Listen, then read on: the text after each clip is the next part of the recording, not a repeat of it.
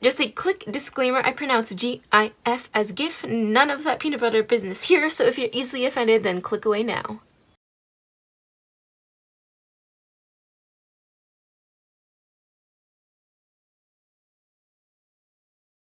Recently, the biggest update to come to Procreate has been the ability to create GIFs, MP4s, and little animations. So today I wanted to cover the basics of this type of animation, such as canvas sizes, how to actually animate in the app, and a couple problems that I found come up with this new feature.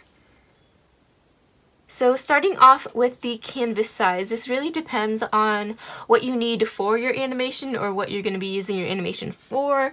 So for example, when I'm posting on Instagram, I still like doing a square canvas. So I usually go 2048 by 2048 and anywhere between 300 and 500 dpi if you want it to look nice and crisp and not pixelated. And then if I'm doing something, a little animation for YouTube, I stick to the 16 by 9 ratio, and I usually have a 2560 by 1440 canvas, and again that would be 300 to 500 dpi.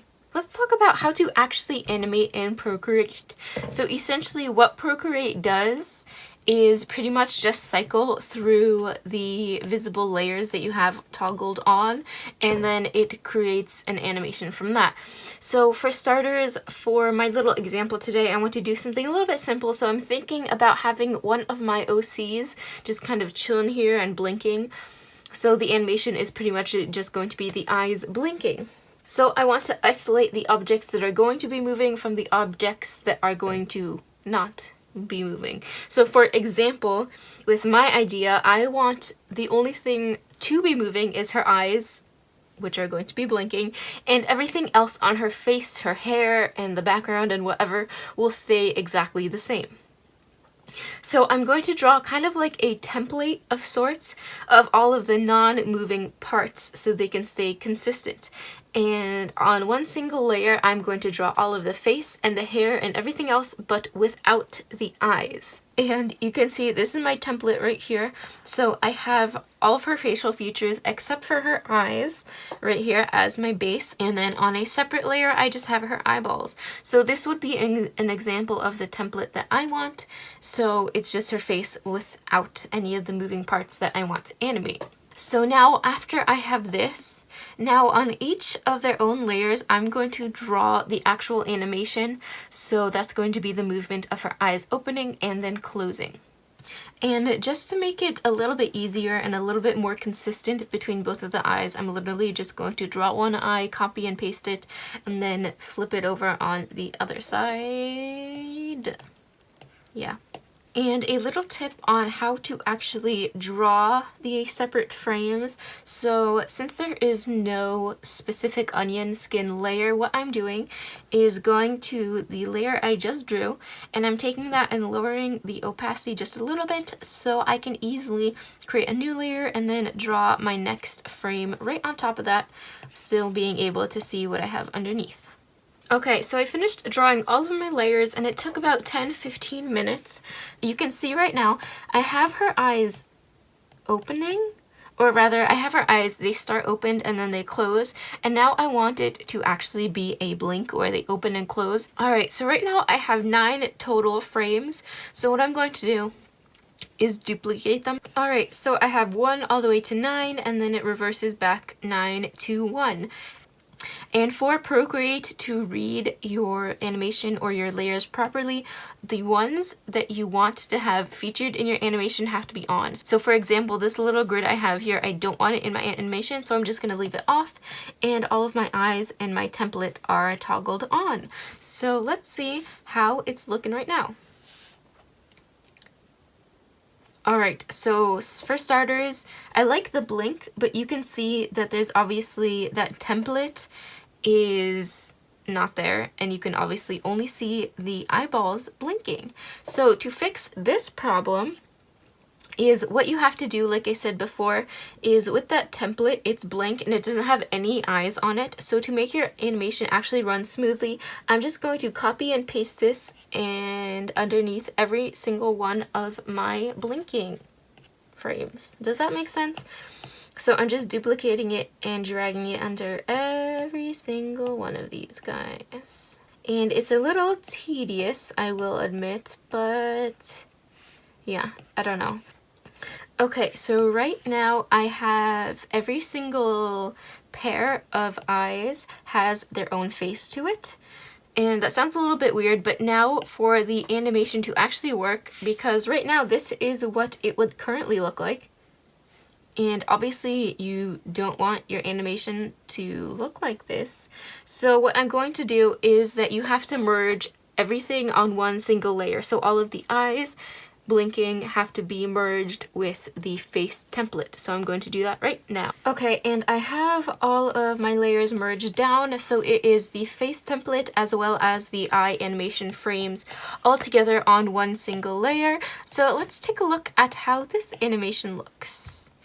Alright, so I like how the animation looks for the most part, but she looks a little bit creepy and maybe robotic to me. So to make it look a little bit more natural, I'm going to go into this middle layer where her eyes are completely closed. And I'm just going to duplicate I'm going to just duplicate this a couple times. Let's see, I'm going to have 5 layers of the same thing, which is her just with her eyes closed. So when you blink, her eyes are going to stay closed for a little bit longer. And then when I'm going to go up here where her eyes are totally open, I'm also going to duplicate that and have, let's say, 5 of those layers. So 1, 2, 3, 4, 5. All right, and I quite like how it looks. It looks much more natural and not as creepy and robotic, adding those extra frames in there. But now I kind of want to add some color and make it maybe a background, maybe not, maybe just a solid background. I just spit all over my iPad. So you could just simply go straight in on the layer with the actual color and color in like that. But for my own sake and sanity, I'm starting off by adding the color on their own single layers. So I'm just adding a layer of color right underneath my frames, and I'm doing that for every single one of them. And then when I'm done with all of my color, I'm going to merge them together with my line work. And also just to make it a little bit easier and so you don't have to color every single one of your frames, what I'm doing is I'm just going to do a base color of my template here. And since this is going to stay exactly the same for every single one of my frames, I'm just going to color this one time and then copy and paste it to all of my other frames. And then after that, I'll just add the eyes as they blink.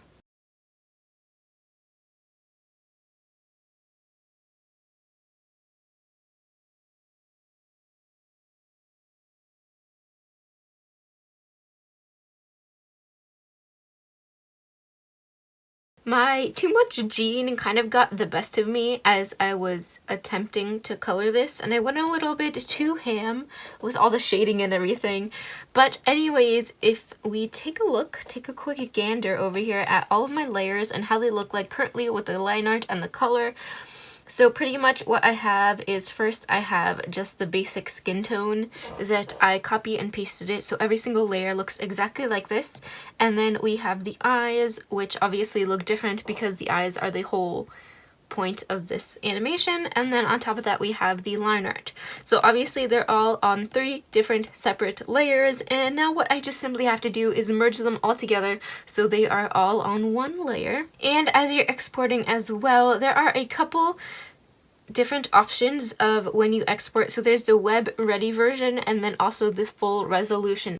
So on the screen right now, on the left is the web ready version, and then on the right is the full resolution version.